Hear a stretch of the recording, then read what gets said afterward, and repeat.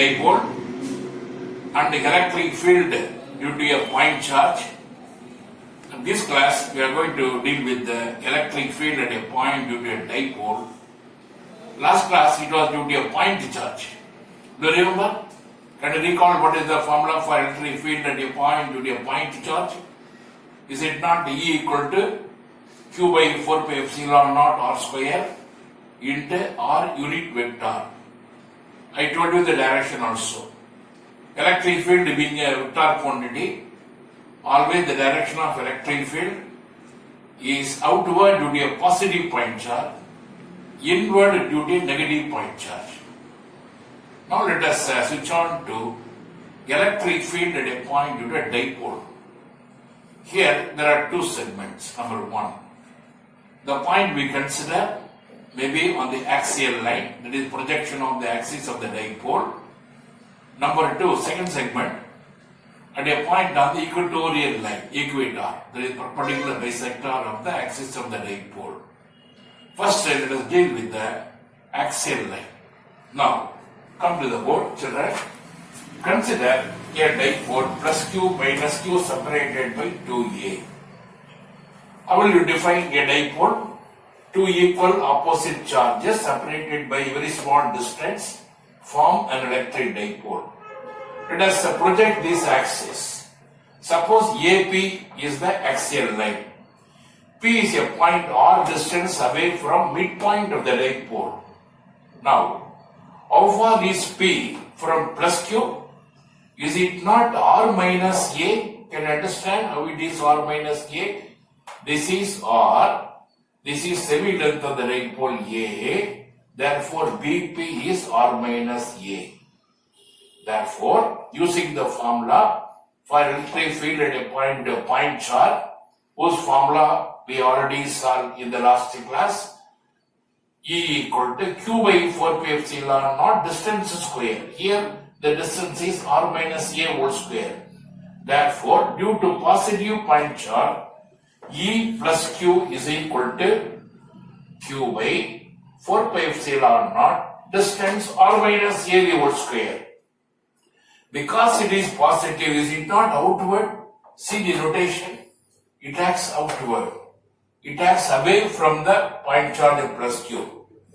Now, come to minus Q.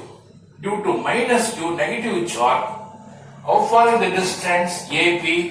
Is it not R plus A? Therefore, we get the formula Q by 4 pi epsilon naught. In denominator, we get R plus A whole square. Now it is towards minus Q.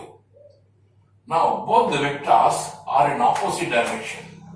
How will you find the vectorial sum? Is it not different between these two? Before finding difference, you should know which is greater. Which is greater?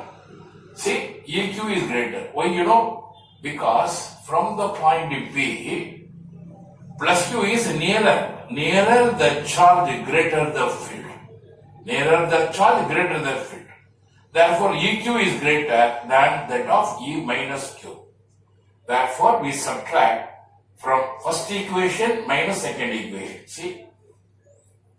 So, I take common Q by 4 pi epsilon naught R square, find LCM. It is R square minus A square whole square. On simplification, you get 4AR. Let us split into 2 into Q into 2A into R. Now, children, 2A very small, A still smaller. And compared with the R distance, still smaller. Therefore, A is far less than R.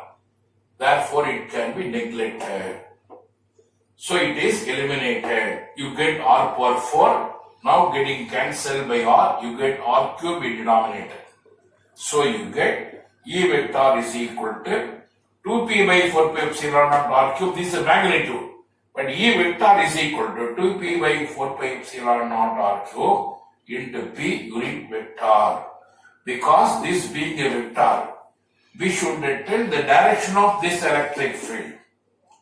See here, what is this rotation? Is it not dipole moment? Always the direction of dipole moment acts from minus Q to plus Q. Here also, the net electric field acts in the direction of E plus Q. E plus Q direction and P direction, are they not same? So how we can conclude?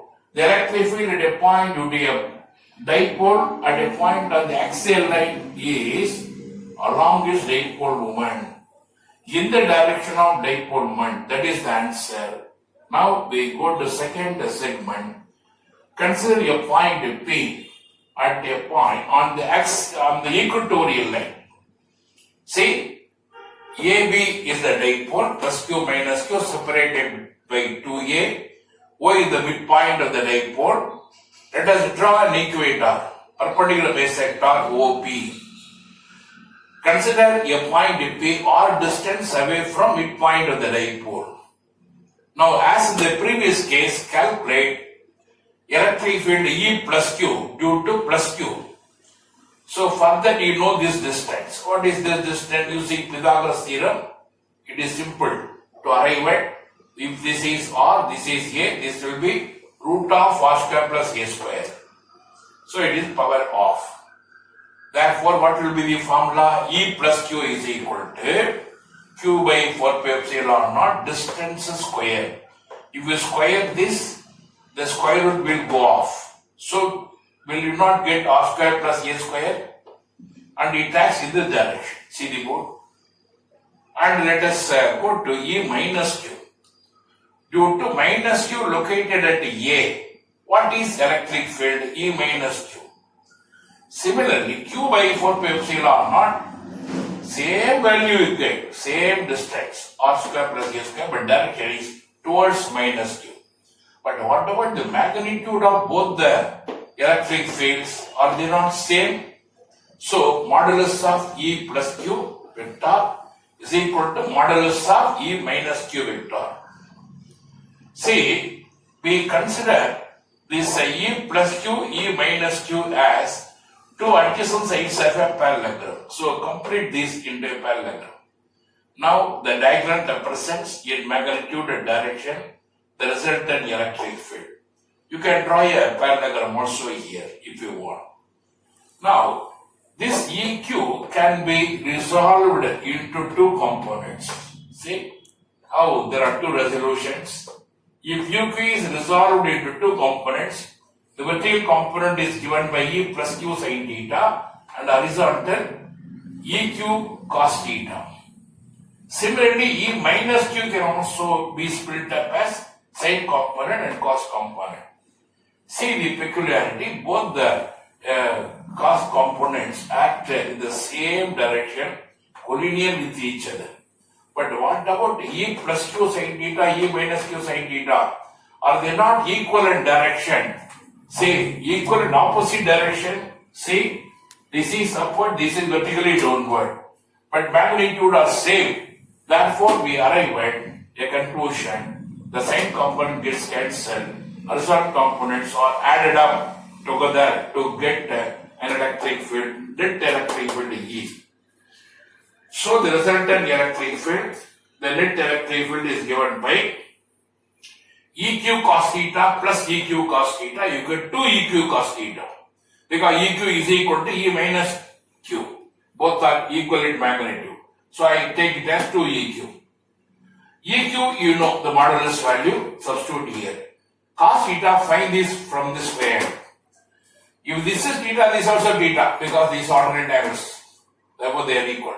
So, in this triangle, AOP, find a cos theta. Is it not that this side A by hypotenuse A, R square plus A square whole power of? Substitute it here. Denominator, you say R square plus A square into R square plus A square whole power of. So, will you not add it? Power 1, power of, you get power 3 by 2.